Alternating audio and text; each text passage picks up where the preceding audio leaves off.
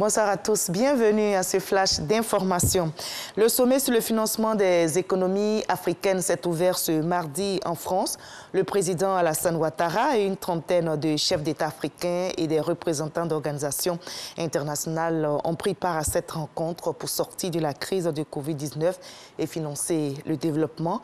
Clairement, il s'agit d'aider le continent africain éprouvé financièrement par le coronavirus en mettant en place une stratégie économique d'après-crise. Les besoins de financement de l'Afrique sont estimés à 400 milliards de dollars selon le Fonds monétaire international. À quel rythme avancent les travaux de construction du 4e pont d'Abidjan reliant les communes du Plateau et de Yopougon, lancé en 2018? L'ouvrage avance bien, 50% du taux de réalisation est pour le pont et 37% est pour l'ensemble du projet. Il s'agit des voies d'accès et des échangeurs. Les indemnisations, elles concernent 14 000 ménages. Mais où en sommes-nous aujourd'hui avec ce processus d'indemnisation? Qu'en est-il de la libération et des emprises? Autant de questions qui seront élucidées dans le dossier EcoPlus à 20h.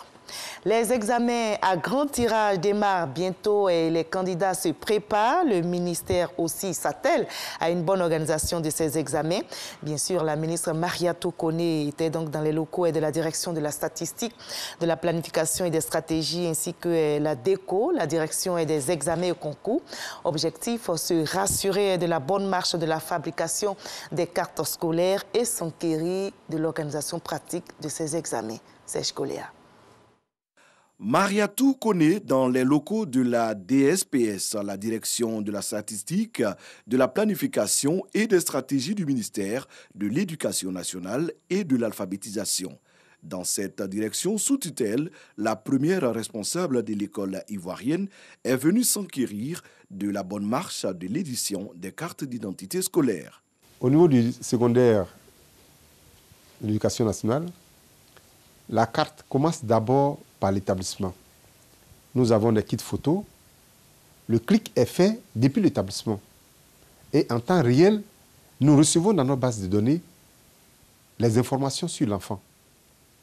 Et lorsque nous avons les informations sur l'enfant, nous commençons directement le processus de la fabrication de la carte d'identité scolaire. De la prise de vue à la livraison en passant par le traitement des données, la personnalisation et la lamination de la carte scolaire, tout le processus de production a été passé en revue.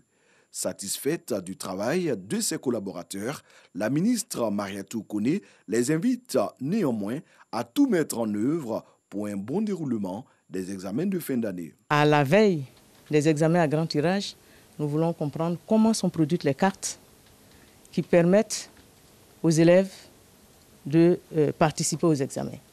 Et je voudrais profiter du micro pour interpeller tous les directeurs régionaux, interpeller tous les chefs d'établissement et tous les proviseurs, que les cartes soient en main propre des élèves avant les examens.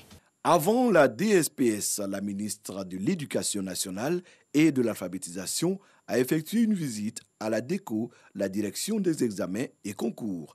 Ici, elle a pris connaissance des grandes articulations de l'organisation pratique de la session 2021 des examens et concours. Elle a demandé à ses collaborateurs de s'impliquer durablement dans la lutte contre la fraude.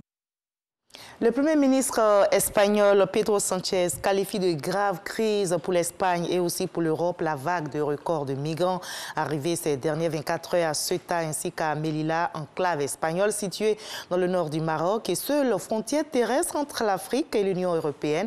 Selon le ministre espagnol de l'Intérieur, plus de 6 000 migrants sont entrés illégalement à Ceuta depuis lundi.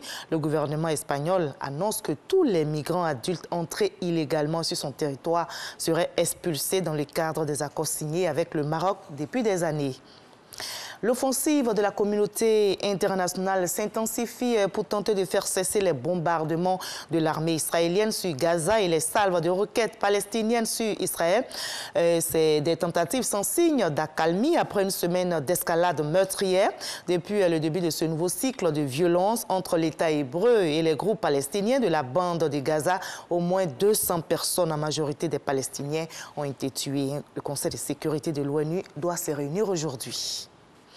La lutte contre le coronavirus s'accentue dans les pays. Les États-Unis, qui ont commencé à faire vacciner il y a quelques jours, les adolescents âgés de 12 à 15 ans promettent d'envoyer des millions de doses de vaccins à travers le monde.